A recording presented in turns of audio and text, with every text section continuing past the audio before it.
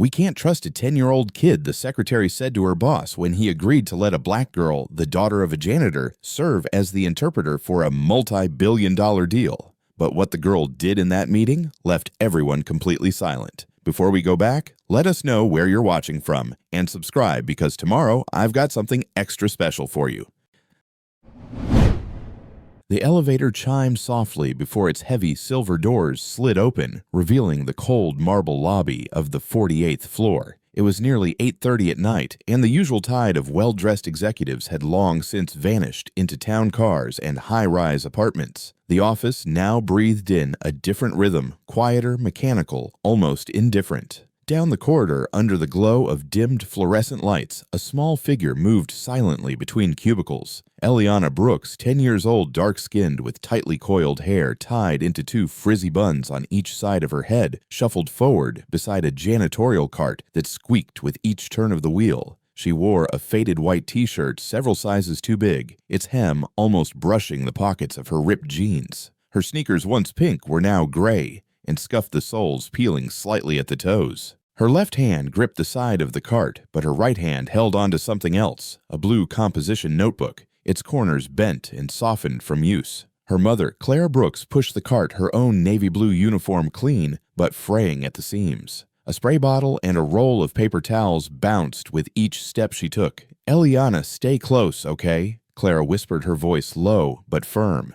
Eliana nodded already, drifting a few feet behind, eyes wandering toward the long corridor ahead. She wasn't supposed to be here, everyone made that clear. But the after-school daycare had cut hours again, and Clara couldn't afford a sitter for late shifts. So Eliana came here to Burton and Leeds Wall Street's gleaming tower of power, where her mother scrubbed conference rooms and emptied trash bins for men who wouldn't remember her name, even if she'd cleaned their desks every night for a year. Eliana had learned early not to speak unless spoken to. She knew the rhythm of silence, how it was both shield and prison. She moved like a shadow between grown-up conversations and security guards' half-smiles. Tonight, like every other Thursday, Clara led her toward the top-floor boardroom. "Sit in the corner. I won't take long," she said, motioning toward the curved glass wall ahead. Eliana entered the room without a word. It was cavernous, the far wall, entirely glass, revealing the jagged lights of Manhattan's skyline. A massive oak table dominated the space, its surface still littered with leftover coffee cups, folders, and several crumpled printouts.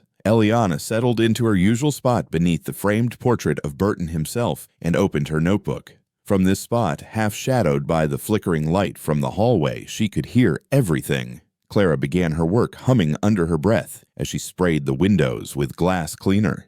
The girl flipped through the discarded papers near the wastebasket. Most of them were graphs and charts she couldn't read, but some had full paragraphs printed in Chinese characters with bold English headings like Market Entry Plan and Q4 Expansion Summary. Her eyes paused on the symbols, her lips moving in silence as she copied one line into her notebook, then another. She didn't understand them yet, but she remembered them.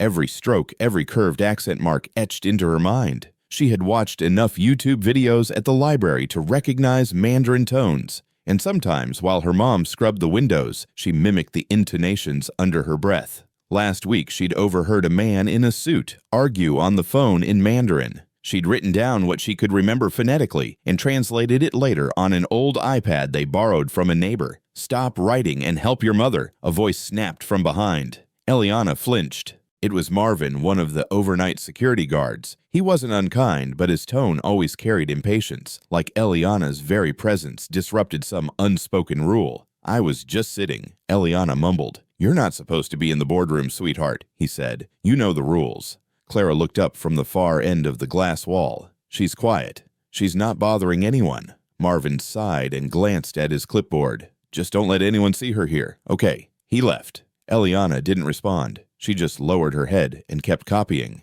15 minutes passed. Her mother hummed a church hymn as she wiped the chairs one by one. The words echoed softly through the room, and Eliana mouthed them in rhythm with the strokes of her pen. From outside the glass wall, footsteps echoed. Then voices. Two men in business attire passed by, speaking in English first, then switching fluidly to Mandarin. Eliana didn't look up, but she slowed her breathing. One man said something about Shanghai markets. The other laughed and replied, 他们只关心利润。 which she'd once translated as, they only care about profit. She whispered it under her breath. Her heart beat faster. She copied the phrase into the margin of her notebook, underlining it twice. No one noticed her there, crouched in the shadow of power, scribbling secrets with a pencil that had no eraser left.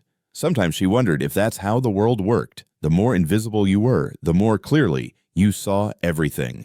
A week ago, one of the executives left behind a folder marked confidential.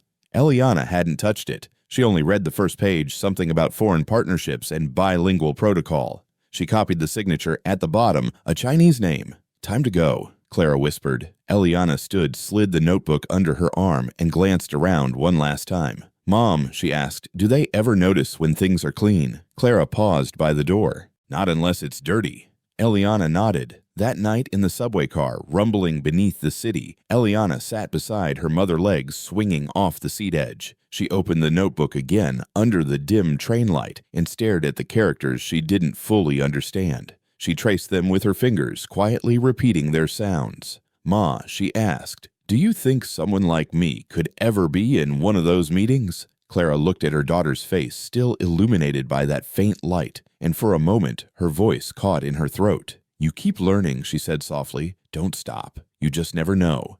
But deep down, Clara wasn't sure. She'd spent her entire adult life wiping the fingerprints of powerful men off glass tables, and not once had any of them ever asked her name. The truth was simple. People like Eliana Black, poor children of workers who clean up after the suits, weren't meant to be remembered. They were meant to disappear into the fabric of the building, just another silent pair of shoes echoing through marble halls. But Eliana wasn't disappearing. She was watching and remembering and learning, even if no one saw her yet.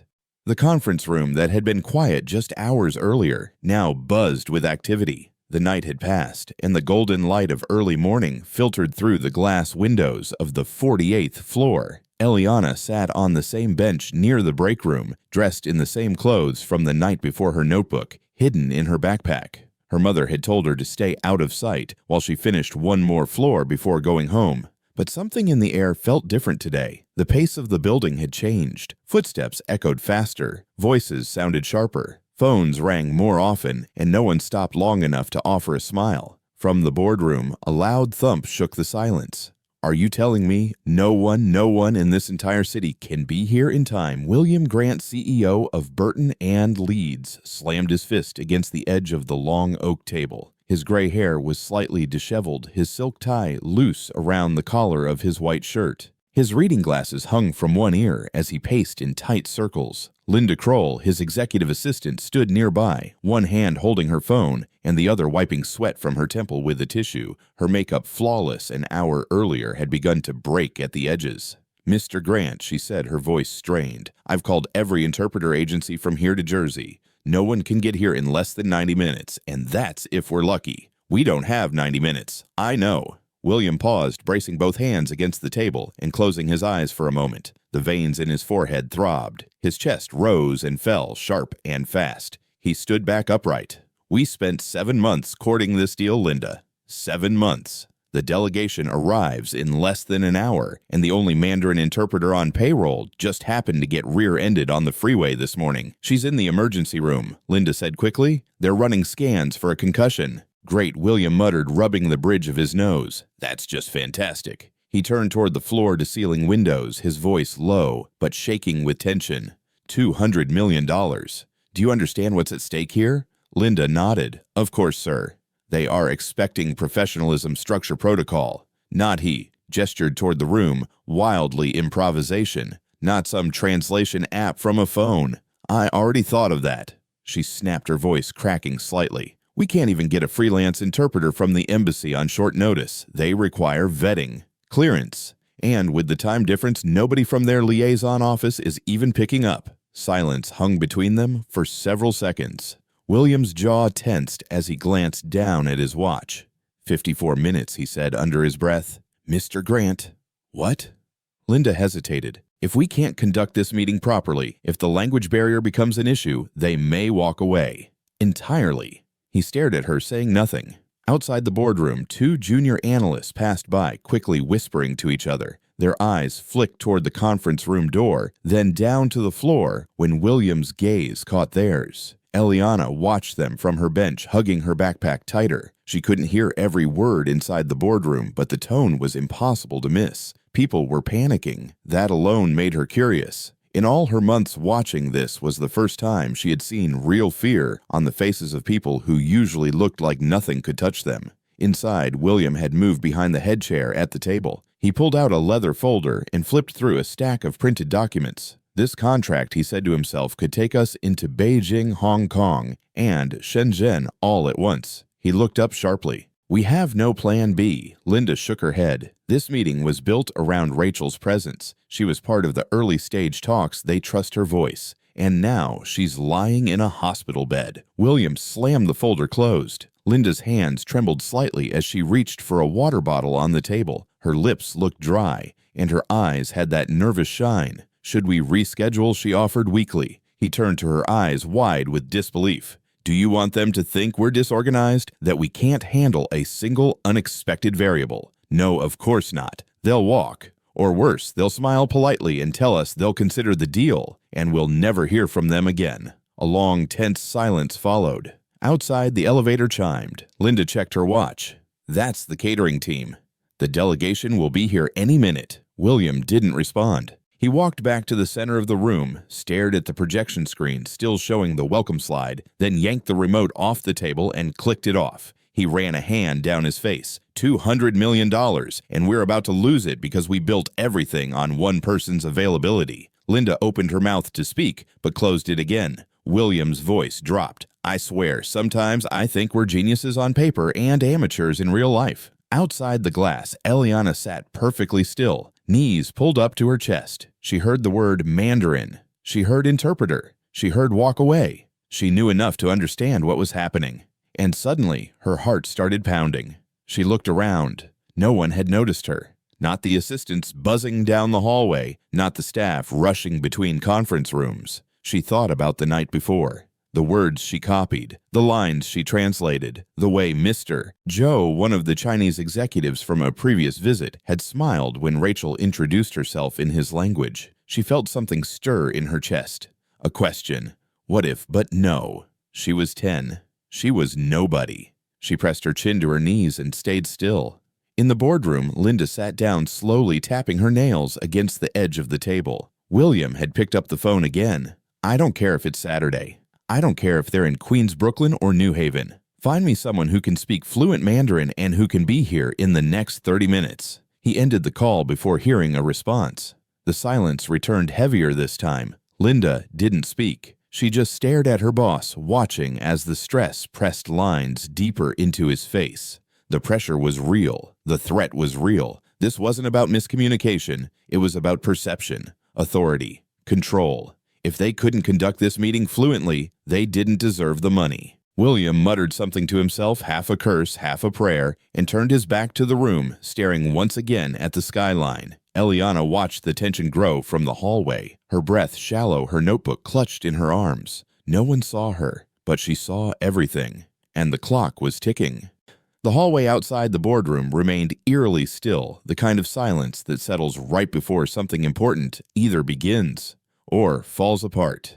Eliana's knees felt locked in place, her body pressed against the wall behind the coffee bar, her fingers curled around the zipper of her backpack, knuckles pale. She had watched enough, listened enough. She had copied those characters, repeated those tones, understood enough of their language, their structure, their patterns. And now the voices inside that room, especially William's, were growing sharper by the second. She took a shaky breath. And then she stepped forward, not loud, not fast, but forward. Her sneakers squeaked softly on the tile. No one noticed at first. William had his back turned to the door, still muttering to himself.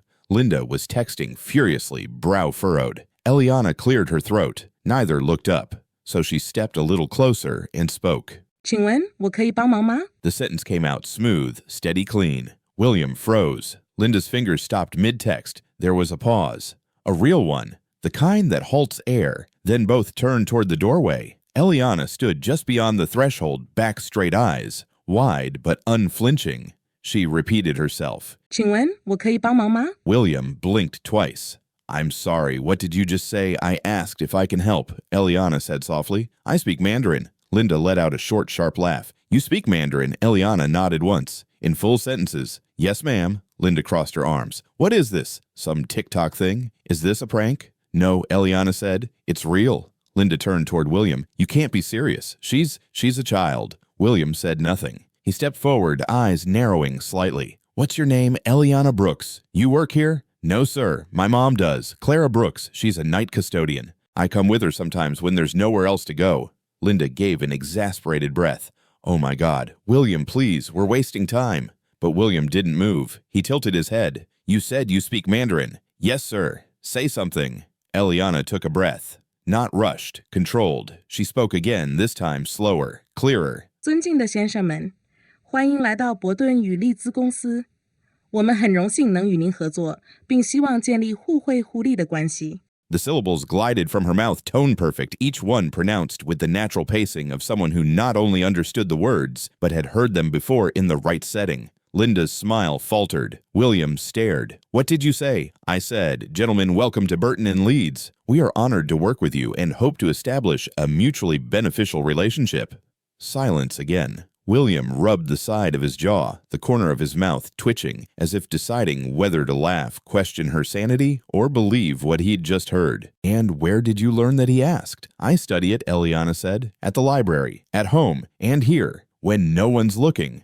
Linda scoffed. That's impossible. That's not children don't just pick up fluent Mandarin. It's not like learning French on Duolingo. I didn't use Duolingo, Eliana said plainly. I used the Chung and Tsai workbook from the embassy, and YouTube. And I watched all of Rachel's videos when she practiced for meetings. I listened to every word she said last month when the Shenzhen executives were here. William looked down at the folder in his hand. He opened it to one of the pages covered in Mandarin script and held it up. Can you read this? Eliana stepped closer. Her eyes scanned the page for 5 seconds. She nodded. It's a section of the logistics proposal, she said. It talks about projected shipping timelines if customs delays in Shanghai exceed 8 days. It suggests rerouting through Tianjin and adjusting port fees accordingly. Linda's jaw visibly dropped. William looked back and forth between them. He sat down slowly in the nearest chair and exhaled. Eliana, do you know what kind of meeting this is? Yes, sir.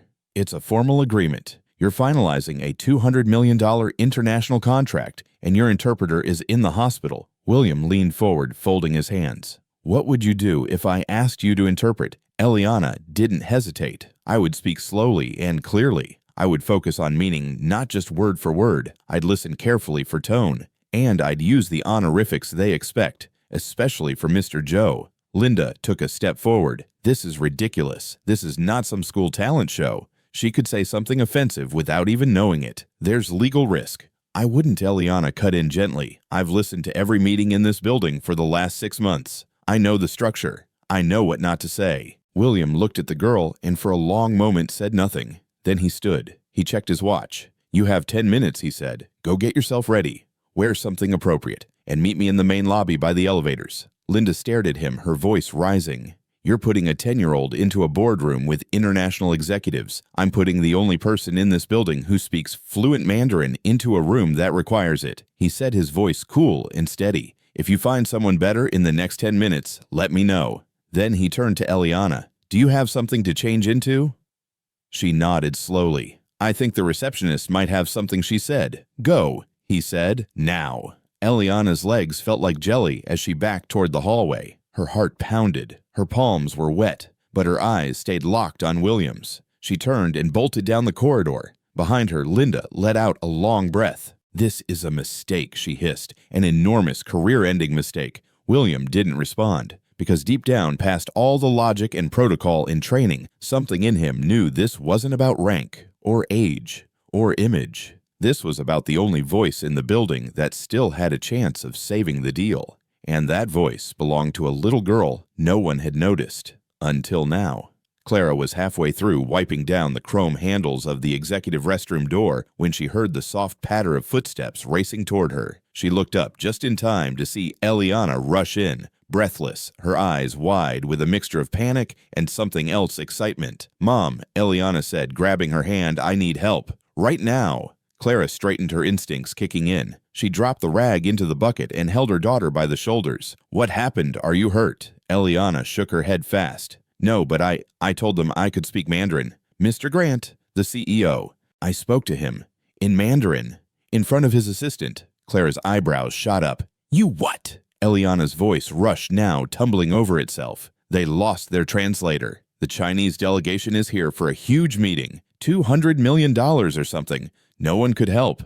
So I told them I could." Clara's hands froze midair. Her lips parted, but no words came out. For a few seconds, she just stared at her daughter, stunned. "Eliana," she finally whispered, her voice caught between fear and disbelief. "You told a corporate CEO you'd translate an international business meeting." Eliana nodded, biting her lip. "And he said yes. He told me to get ready. I only have 10 minutes. Clara turned away for a second, pressing a hand to her forehead. "Eliana, baby. This isn't a school recital. This is big. It's corporate. It's grown folks with lawyers and contracts. You could get in trouble. We could get in trouble." "I know," Eliana said quietly, "but I wasn't lying. I really can do it, Mom. I've been listening to them for months, watching, learning. I know the way they speak. I know the words. I've practiced every night." Clara stared at her, and then something shifted. The tension in her jaw released, her shoulders dropped, and her eyes filled with something new. Pride. Deep, steady pride. She pulled her daughter in and held her tight for a few seconds. Then she pulled back and looked her in the eye. "You weren't born to sit behind a mop," she said. "You were born to sit at that table. And if you say you're ready, then I believe you." Eliana's eyes began to water. "I don't have anything to wear," she whispered. Clara was already thinking. "Receptionist. I'll ask her. I think she keeps a change of clothes under her desk." She turned, wiping her hands quickly on a paper towel. "I'll fix your hair. You'll look like you belong there, even if they don't believe it yet." And just like that, Clara Brooks, the woman who had spent years being overlooked and dismissed, stood taller. She wasn't scared anymore. Her daughter was about to walk into a room full of power, and Clara would make sure she walked in like she belonged. Eliana stood inside the women's restroom on the 44th floor, her feet planted on the cold tile floor, both hands gripping the edge of the sink. Her heart thudded against her ribs so hard it made her shirt flutter. The mirror showed her a version of herself she barely recognized.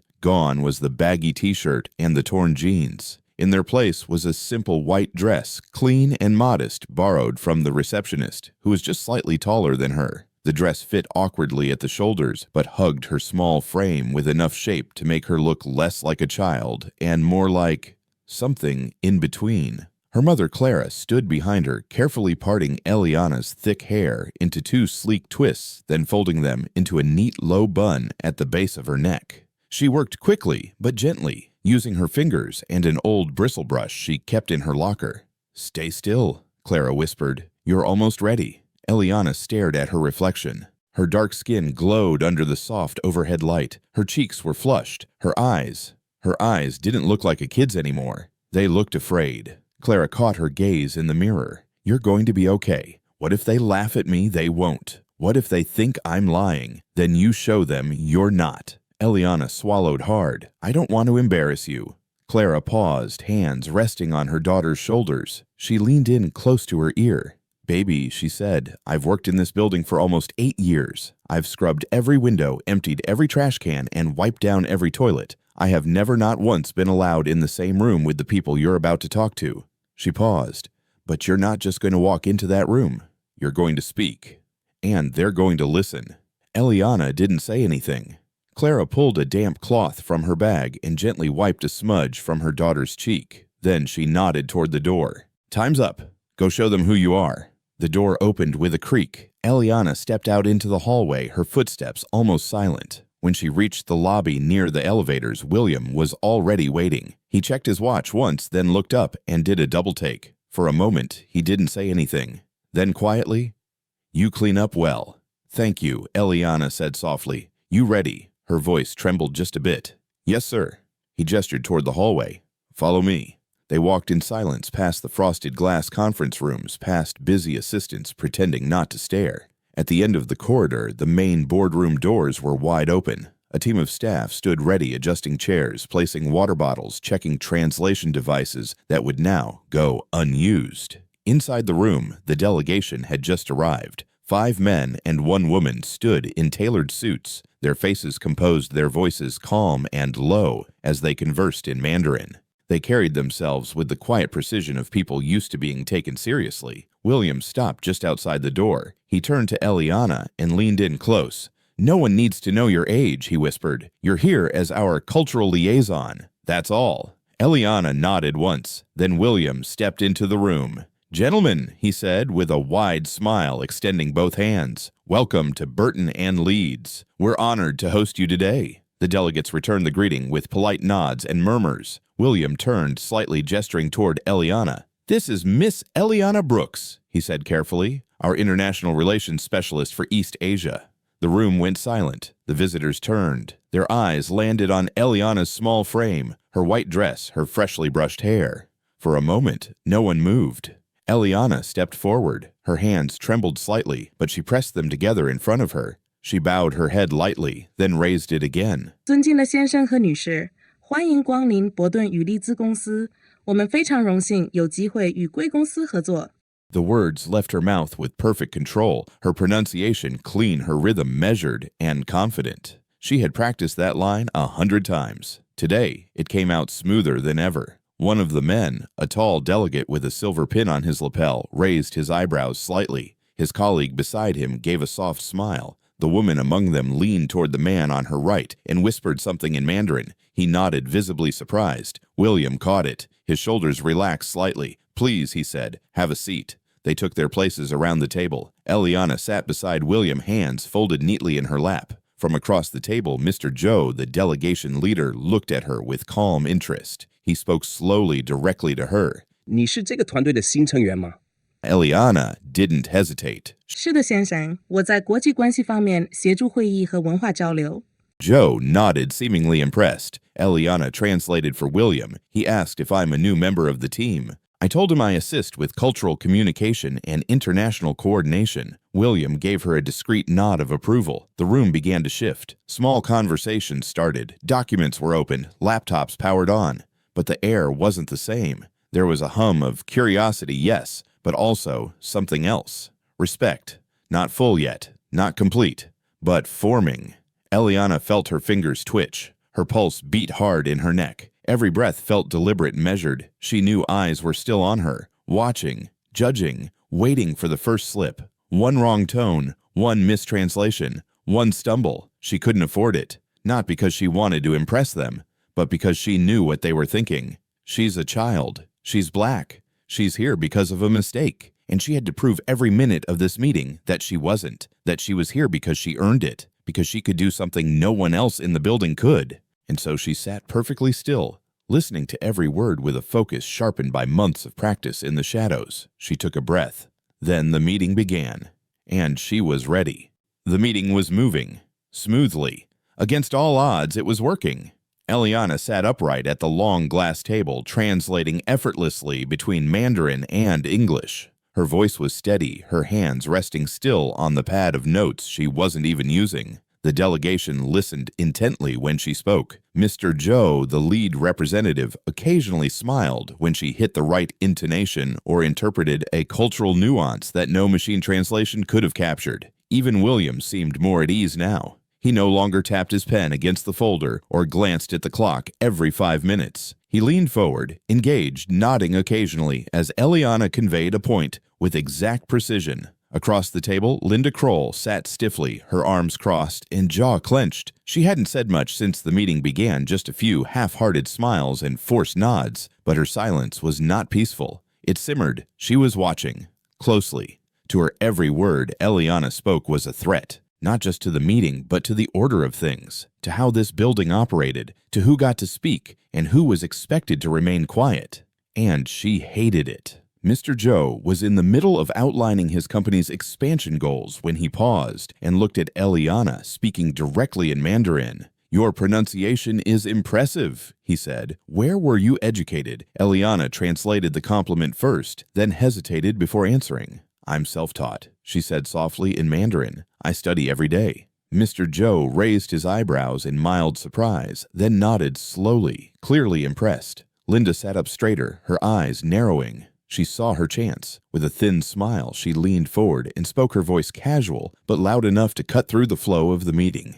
"Maybe we should share the full story with our guests," she said, directing her gaze toward Mr. Joe. "After all, it's not every day a child who used to mop this very floor ends up leading international discussions." The room froze. The tension hit instantly like a drop in temperature. William's eyes darted toward Linda, his lips parting just slightly. One of the delegates glanced at his colleague, confused. The other adjusted his glasses, stiffening in his seat. Eliana didn't move at first. She blinked once, then again. Her throat tightened. She didn't need to translate Linda's words. They had understood her tone perfectly. Everyone in the room had. Eliana's hands gripped the edge of the table, her knuckles pale against the polished surface. She felt heat rush up her neck. Her ears rang. Her heart pounded so loud it almost drowned out the silence. Her eyes scanned the room, landing on her mother. Clara stood just outside the doorway, holding a folder of cleaning supplies half hidden behind a divider. She had paused, frozen in place.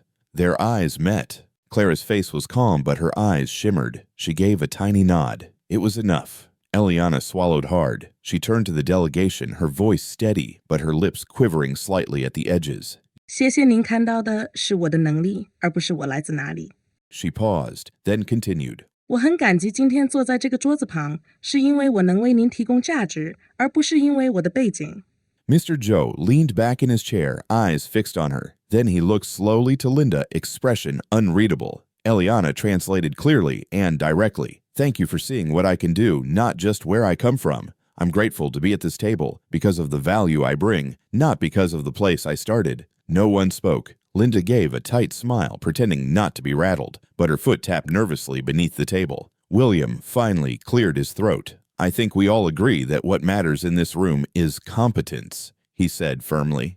"And so far, I'm seeing it in abundance." He didn't look at Linda, but he didn't have to.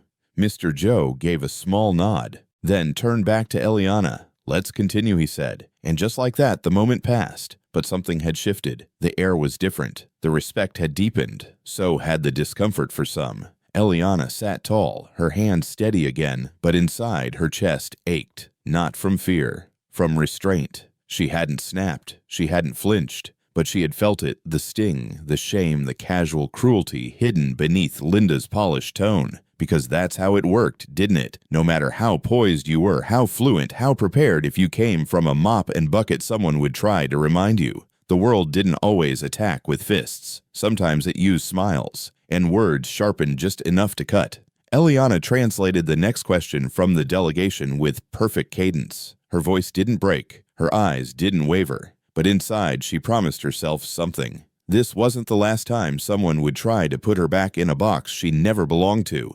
But it would be the last time she stood there silently. She would remember Linda's words, not because they hurt, but because they proved the fight was never just about language. It was about place, power, who deserved to be heard. And no matter what anyone believed, she was already in the room, speaking fluently, and she wasn't going anywhere. For the rest of the meeting, Eliana kept her tone calm, her translations precise, her posture unshaken. From the outside, she was the model of grace under pressure. But on the inside, something else had awakened, a quiet burn that hummed beneath her skin, steady and sharp. Linda's comment had stung, yes, but more than that, it had reminded Eliana why she never let her guard down, not fully, because people like Linda didn't just want to diminish her, they wanted to erase her. But Eliana hadn't just been cleaning floors all these months. She had been listening, observing, learning, and remembering.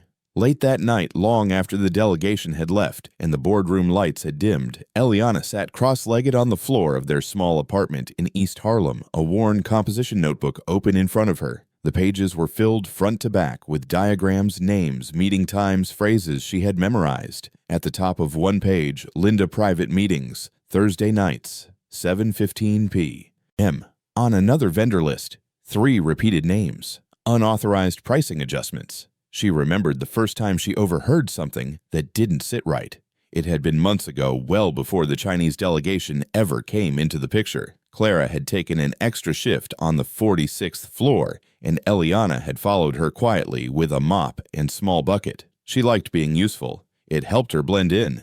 That night, Linda had been pacing inside the West Side conference room, talking on speakerphone. She didn't notice Eliana tucked behind the open coat closet, wiping the door handles. "Look."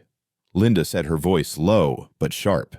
"You increase the design fee on paper, and I'll split the difference with you once it clears. They'll never notice. No one reads those internal ledgers anyway." Eliana paused mid-wipe. She leaned in slightly. "I'm not going to say this twice," Linda continued. "Keep the invoices clean, but pad the proposal with market research costs. That's the language procurement responds to. Then send the final version to my personal address, not the internal server." That night, Eliana went home and wrote down everything she could remember. The names, the numbers, the tone in Linda's voice when she said personal address. After that, she started paying closer attention. It wasn't hard. She was invisible to almost everyone in that building. A little black girl with a notebook. No one even paused to wonder why she was there. So she listened. She mapped out every door that never fully closed, every office where late-night calls echoed off glass walls, every vendor name that popped up more than once on spreadsheets left open on forgotten laptops. Clara didn't know. Eliana never told her mother, not because she didn't trust her, but because she didn't want to scare her. This wasn't a game. This was real. She started using her mom's old flip phone to snap blurry photos of discarded invoices left in recycling bins. When she found an old Bluetooth earpiece in the back of a supply drawer, she used it to record fragments of calls through the walls when no one was watching. And she never deleted anything. All of it was stored, labeled, backed up on a password-protected file she kept hidden in the back of her Google Drive under a fake name. She wasn't trying to destroy anyone. Not then. Not at first. She just wanted to understand why certain people always got promoted while others, like the woman who trained Clara, who worked twice as hard but got laid off, were pushed out without explanation. She started noticing patterns. Linda always requested the same contractor for internal rebranding projects, even when that vendor's fees were higher. When Eliana looked closer, she saw that vendor's office shared the same business address as a consulting firm Linda had once worked at. Coincidence maybe. But Eliana didn't believe in too many coincidences. Once, she heard Linda yell into the phone at a junior associate. "I don't care if Johnson's team delivered the prototype. It's going under my department. You want to keep your job? Then you better learn how this company works." Eliana wrote that quote down word for word. By the time the Chinese delegation meeting came around, Eliana had assembled over 20 pages of notes, real names, real documents, real voices. But she kept it all to herself, because information like that, you only used it when the moment was right. And Eliana had learned one truth better than any other. People don't see you when they don't think they have to. And when they don't see you, they say things. They show you who they really are. That was her power. Not charm, not connection, not even her language skills. Her power was invisibility. She was the mop bucket in the hallway, the quiet footsteps behind the cleaning cart.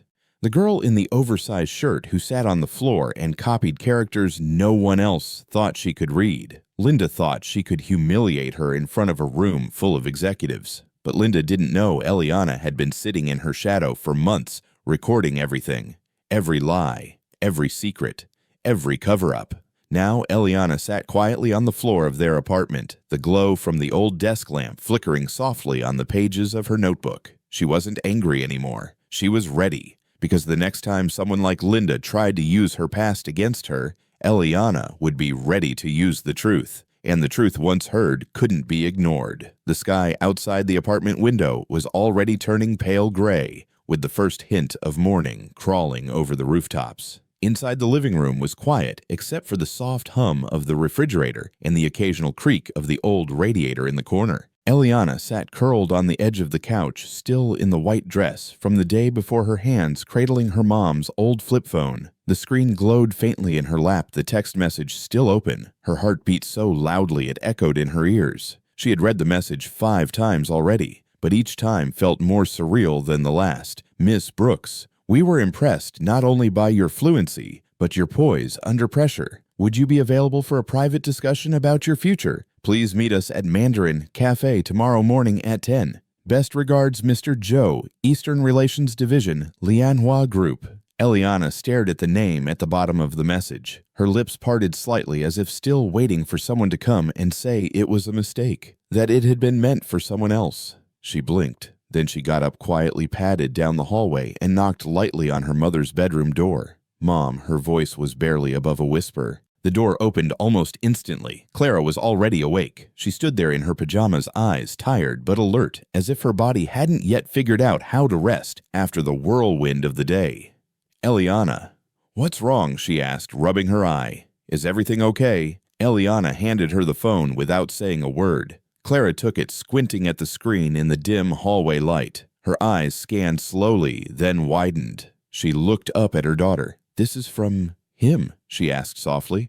Eliana nodded. "Mr. Joe." "From the meeting." Clara's lips parted. She didn't speak for a second. Then she looked back at the screen. "They want to talk to you," she asked. Her voice was shaking now. Not with fear, with something else. Eliana nodded again, this time slower. "Tomorrow morning. Mandarin Cafe. 10 o'clock. Clara stared at her. Then, without warning, she wrapped both arms around Eliana and pulled her close. Eliana felt her mother's chest shake. It wasn't sobbing exactly, but something held tight in her throat, something that wouldn't come out all at once. "I'm proud of you," Clara whispered. "I didn't do anything yet," Eliana replied. "Yes, you did," Clara said, pulling back and putting both hands on her daughter's cheeks. "You made them see you. That's everything." They went to the couch and sat side by side, still holding the phone between them. "What do you think they want?" Eliana asked. "I don't know," Clara said, "but I know what they saw. They saw a girl who stayed calm when grown men panicked. They saw a child speak their language better than most college graduates. And they saw someone who didn't flinch when someone tried to tear her down in front of a room full of strangers." Eliana looked down at her lap. "I was scared." "I know," Clara said, "but you still did it." They sat in silence for a long moment. Then Clara stood. "We're not sleeping tonight, are we?" Eliana shook her head. "I don't think I could if I tried." Clara nodded. "Good. Then let's talk about what you're going to wear, what you're going to say, how you're going to sit, everything." Eliana looked up. "You mean like practice? I mean like rehearsal," Clara said, already walking toward the small closet in the hallway. "We're not going in there guessing. We're going in like we've done this 100 times. Eliana smiled for the first time that night. Clara pulled out 2 blouses, a pair of slacks, and an old dress shirt that still had a dry cleaning tag on it. "You pick," she said, "and we'll iron it, and I'll press your shoes, and we'll make sure your hair's even better than today." She paused, her voice softening. "I didn't get this when I was your age," she said. "No one ever invited me to a cafe to talk about my future. I want you to have everything I didn't even dare dream of." Eliana stood and walked over to her. "Do you think it could be real?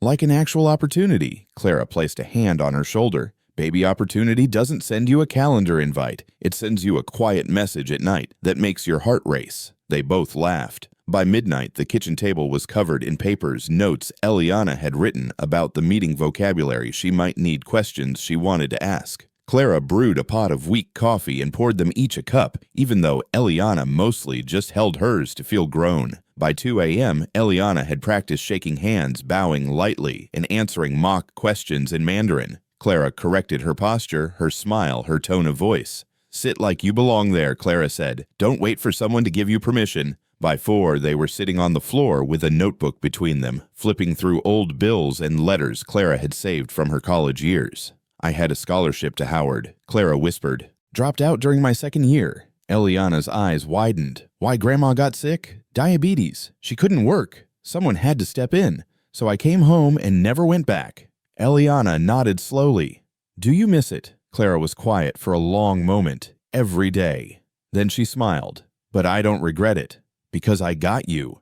And tonight, watching you do what you did in that room, I felt like all of it led here." They sat in silence again, the kind that didn't need to be filled. At 6 a.m., the sun started to rise, painting the window in soft gold. Clara stood and stretched. "You go shower. I'll press the blouse. Wear the blue one." "Not the white one?" Eliana asked. "No," Clara said with a wink. "Blue says you're serious." Eliana nodded. As she walked to the bathroom, her heart began to thump again. Not like yesterday. Not from fear.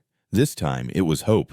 She didn't know what Mr. Joe was going to say, but someone had noticed her. Someone important. And they wanted to talk about her future. She wasn't just a girl with a mop anymore. She was someone worth meeting again, one-on-one. And maybe, just maybe, that changed everything. The executive boardroom at Burton & Leeds was unusually quiet that morning. No coffee cups, no light chatter, no small talk to fill the space. Just silence and tension so sharp it felt like a wire pulled tight across the center of the room. 10 chairs surrounded the long conference table, each filled by a partner director or department lead. At the head sat William Grant, his usual calm expression replaced by something darker, heavier. His hands were folded in front of him, but his knuckles were white. Across from him sat Linda Kroll. Her posture was straight, almost rigid, her cherry red suit, crisp heels crossed neatly at the ankle. But anyone paying close attention could see it, the barely visible twitch in her right thumb, the way her eyes flicked to the door every few seconds. She was trying to appear unbothered. It wasn't working. Next to William, one seat remained empty, until Eliana walked in. She wore the same navy blouse from her meeting at Mandarin Cafe, the collar perfectly pressed sleeves rolled at the wrist, just enough to make her look both serious and practical. In her hands, she carried a slim silver laptop and a folder held shut with an elastic band. Every eye in the room followed her. She paused at the threshold for half a second. Then she walked calmly to the open seat and sat beside William, placing the laptop in front of her with quiet purpose. William cleared his throat. This meeting was requested after concerns were raised by our international partners regarding irregularities in our vendor transactions. He said, his voice steady. Since Miss Brooks was specifically requested to attend, I've allowed her access to present the materials she brought forward during our post-meeting audit. Linda let out a short laugh under her breath. "Excuse me," she said, her tone tight but amused. "Are we really letting a child conduct an internal investigation now?" William didn't respond. Eliana calmly opened her laptop. "I'm not conducting an investigation," she said, her voice steady. "I'm just showing what's already been said and done, out loud and on record." Linda smirked. "I see. So now the janitor's daughter is the company watchdog." Eliana looked her in the eye, unblinking. "I'm the one who was in the room when you thought no one else was." She clicked a key. The lights dimmed automatically. The projector came on. On the screen appeared the subject line of an email, internal cost adjustments. Please review privately. The date 6 months ago. The sender, Linda Kroll. The recipient, a private Gmail address tied to a consulting firm Burton & Leeds had long cut ties with. William leaned forward. Eliana continued, voice calm. "This was the first of 12 emails I collected over the course of 6 months, all referencing internal budget shifts that never went through official channels, all involving project bids that ended up being awarded to vendors outside the standard review process." Linda scoffed. "This is nonsense. That email is out of context." Eliana clicked again. The next slide showed a spreadsheet column after column of budget figures, side-by-side comparisons between official bids and the amounts actually invoiced. Several names reappeared again and again. "I cross-checked each vendor with public tax records," Eliana said. 3 of them list the same registered business address as a limited partnership you use to co-manage." A low murmur spread across the table. Linda's smile had disappeared. William sat back slowly, his eyes locked on the screen. "You're saying Linda directed business to vendors she had a personal stake in?" One of the directors asked, eyebrows raised. Eliana nodded. "Yes. And in 2 cases, she submitted proposal summaries to procurement with inflated costs and notes claiming it was due to market instability. But the original bids, she pulled up another document, this time a scanned PDF, told a different story." Linda's voice cracked. "These are stolen documents. This is a violation of company privacy. They were left in unlocked recycling bins," Eliana replied, "on shared drives, on open laptops in meeting rooms. Nothing was stolen. It was ignored." The room went silent again. Then Eliana clicked one final time. "Audio." Linda's voice played through the speakers, unmistakable. "If Johnson's team finishes that pitch, we bury it. You understand marketing gets the win, not product development. Their numbers aren't impressive enough. Don't worry, I'll repackage it and pitch it under my name." Another pause. Then a second recording began, this time from a late-night call Eliana had captured through a conference room intercom system. "Double the subcontractor fee. They'll invoice the company, then cut us back 10%. They're used to this kind of arrangement. Just make sure it looks clean." By now, Linda had gone completely pale. Her jaw twitched. Her fingers trembled. William turned toward her. "Is any of this false?" he asked, his voice cold. Linda opened her mouth, closed it. She tried again. This is a coordinated attack." She's trying to destroy me. Because I embarrassed her in that meeting? She didn't create the emails William interrupted. She didn't make the calls. She didn't process those invoices. Linda's face reddened. This isn't how things are handled, she snapped. There are protocols, HR, legal. She's just a kid. She's the reason we even found out, William replied. And she's the reason our deal with Lianhua Group is still on the table. The room stayed still. No one defended Linda. No one said a word in her favor. Eliana sat with her hands in her lap, staring straight ahead. Her expression was calm, but her heart beat like a drum inside her chest. She didn't smile. She didn't need to, because the truth was enough.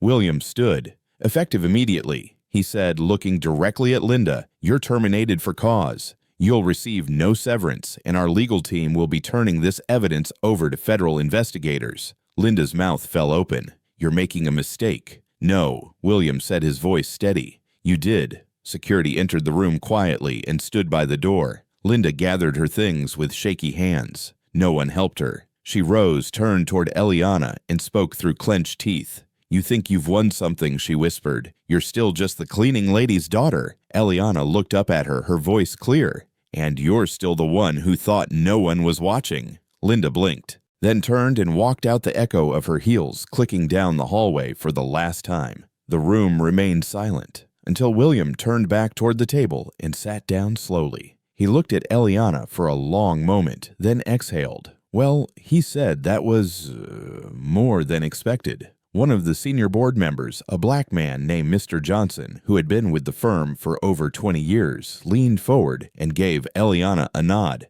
"That young lady didn't just save our name," he said. "She reminded us why we can't afford to ignore the quiet voices." Eliana said nothing, but inside she allowed herself one breath of satisfaction, not because Linda had fallen, but because the truth had finally been heard, and she had delivered it, word for word, proof by proof, exactly as she had prepared for all along. The ceremony was small, but the room felt full in every possible way. It took place in the main auditorium of Burton & Leeds, a space usually reserved for quarterly investor briefings and year-end financial presentations. But this time, no pie charts, no bar graphs, just people. Executives in suits, department heads' assistants, and even a few janitorial staff who had asked to be there, all waiting for one name: Eliana Brooks. At the front of the stage, a banner hung above the podium, printed in navy blue and gold, celebrating leadership beyond labels. William Grant stood at the podium, hands resting on either side, his voice steady as he addressed the room.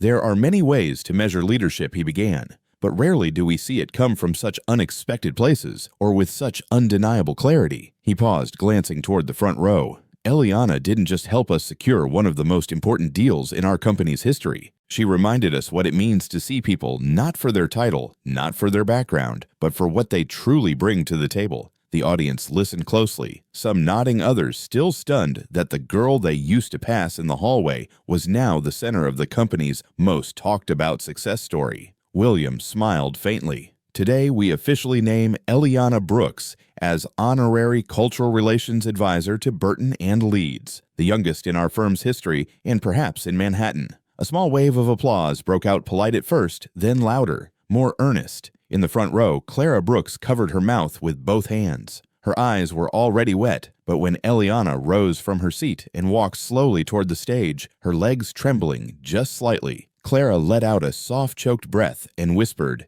"That's my baby." Eliana stepped onto the stage with careful steps, trying not to trip over the low heel flats they'd bought the day before. She had chosen a navy dress shirt tucked into a gray pleated skirt, a subtle nod to the corporate world, but her mother had insisted on leaving the tiny silver heart necklace visible at her collarbone. "For luck," Clara had said. Eliana stood behind the podium. Her hands gripped the edge for just a second too long. Then she looked up and saw her mother still covering her mouth, still crying, and smiled. She didn't need a speech. She just began to speak. "I used to sit in this building for hours and wonder if anyone even knew I was there," she said. "Some nights I wasn't sure if I was supposed to be. I just came here with my mom. She cleaned floors. I copied words. The room was quiet. But I listened. I watched. And I learned." She glanced around the audience, letting her gaze rest on the back of the room, where a few employees from the cleaning crew stood still in uniform. "I didn't think anyone like me could belong in a boardroom. And for a long time, no one told me otherwise." She paused. Her voice didn't shake, But now, I know belonging doesn't always come with a title. Sometimes it starts with being the only one who sees what others overlook. Applause rose again, this time not polite, not obligatory. It was real. After the ceremony, reporters from 3 local papers approached William for a quote. But they didn't stay long, not once they realized the real story was standing next to the woman in the Navy janitor uniform who had just hugged her daughter so tight the microphone nearly popped off her lapel. Clara brushed a tear from her cheek and whispered, "You didn't just change your life today, Eliana. You changed mine too." Later that afternoon, photos began circulating online. One from the Manhattan Times had a bold headline, "The girl who mopped the floor, then took the meeting." Another featured Eliana standing beside William and Mr. Johnson with a quote in bold beneath it, "They gave me 10 minutes. I gave them a new perspective." The next day, the company intranet posted a formal announcement with her new title. It wasn't just symbolic. She'd be shadowing international strategy meetings, advising on cross-cultural communication, and co-designing an internship initiative for students from underrepresented backgrounds. When Eliana returned to the 48th floor the following week, this time with a guest badge that read, "Advisor people actually made eye contact." They nodded. Some even smiled. The executive assistant who once told her to stay behind the janitor cart opened the door for her. A young analyst whispered, "You're Eliana, right? I read about you in Business Week." And as she walked past the same boardroom that once felt 10 miles away from who she was, she stopped for just a second. Then she straightened her shoulders and kept walking. Not fast, not nervous, but like someone who belonged. Because she did. Recognition didn't erase the nights she had gone unnoticed. It didn't undo the sting of Linda's words, or the way people had once looked through her like she was made of glass. But it meant something. It meant the truth had been louder than the prejudice. It meant that someone had seen her and said yes. It meant that her mother's sacrifices had grown roots in a room where no one expected a flower to bloom. And now Eliana sat at a desk with her name engraved on a gold plaque. She answered emails, wrote notes in Mandarin, and met weekly with executives 3 or 4 times her age. Because someone gave her a chance. Because she was ready. And because she had earned every inch of that office. The Grand Hall at Harvard was packed. Rows and rows of seats were filled with students, professors, community leaders, and parents from across the country. Some wore tailored suits. Others wore school sweatshirts and borrowed shoes. But all of them had come for the same reason, to hear her speak. At the center of the stage stood a single podium flanked by a long crimson curtain and a row of national flags. Above it, on a white banner in bold lettering, read, "The Second Look Scholarship Foundation Launch Ceremony." The event had been planned for months, but for Eliana Brooks, this moment had been years in the making. She stood just off stage, her hands folded in front of her eyes, closed for one breath, then 2. Her heart pounded not from nerves, but from something deeper. Gratitude, purpose, a full circle kind of pride. Clara stood behind her, gently adjusting the collar of Eliana's blazer. "Your hair's perfect. Stop touching it," Clara whispered. Eliana smiled, breathing out through her nose. "I wasn't going to. You always do when you're nervous." "I'm not nervous." Clara gave her a look. Liar. Eliana laughed quietly, then reached for her mother's hand. She squeezed it once firm. Then she stepped into the light. The room quieted instantly. The applause began slow, then grew. Louder, warmer. People stood without needing to be asked, not because she was famous, but because they knew what she had lived and who she was doing this for. Eliana approached the podium, adjusted the mic, and waited for the last ripple of clapping to fade. She looked out over the crowd. She saw students from underserved neighborhoods. She had visited principals from inner-city schools, social workers, and even several of the first applicants to the new program seated in the front row, kids who looked exactly like she once had. She began. "I'm not a miracle," she said, her voice clear. The room was still. "I didn't grow up with power. I didn't grow up with money. I didn't even grow up with the idea that someone like me could speak at a place like this."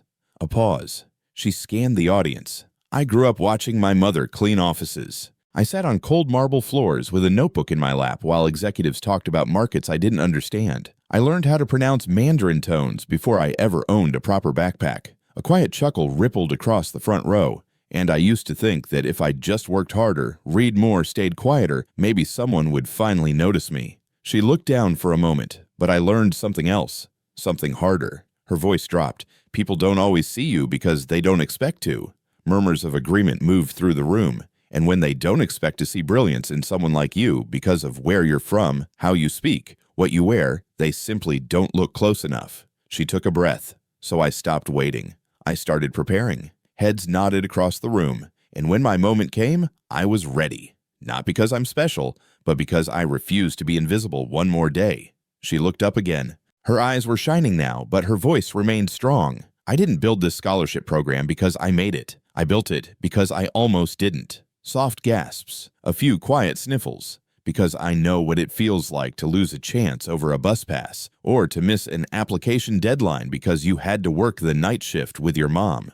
She paused. I know what it's like to have the potential, but not the paperwork. The audience laughed softly, knowingly. This program, Second Look, isn't just about giving out money. It's about giving back dignity. It's about slowing down and looking again at the kids you might have overlooked the first time. Her voice lifted now. It's for every student who had to grow up too fast, for every parent who worked 2 jobs and still showed up at PTA, for every teacher who bought their own classroom supplies and never gave up on the quiet kid. Clara wiped her eyes in the front row.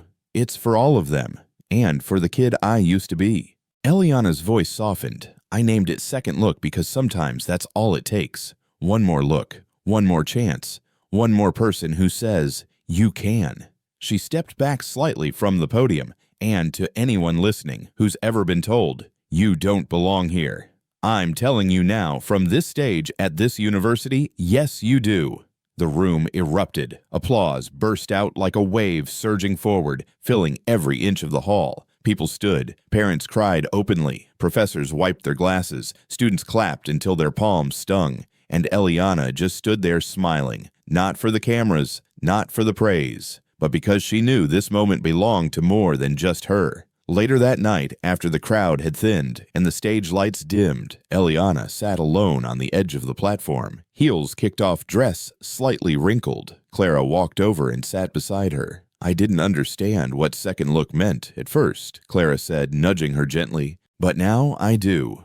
Eliana leaned her head on her mother's shoulder. It means no one should be left behind just because they weren't seen the first time. They sat in silence for a while. Then Clara whispered, you think the world's ready? Eliana smiled. I don't know, but I know we are. From that night on, the Second Look Foundation began accepting applications nationwide. Within 6 months, it had awarded over 200 scholarships to students from disadvantaged backgrounds. By the end of the year, the number doubled. Eliana didn't just change her title, she changed the rules. And every child who once sat quietly in the back of the classroom now had someone standing in front of the world saying, I see you, I know who you are, and you belong.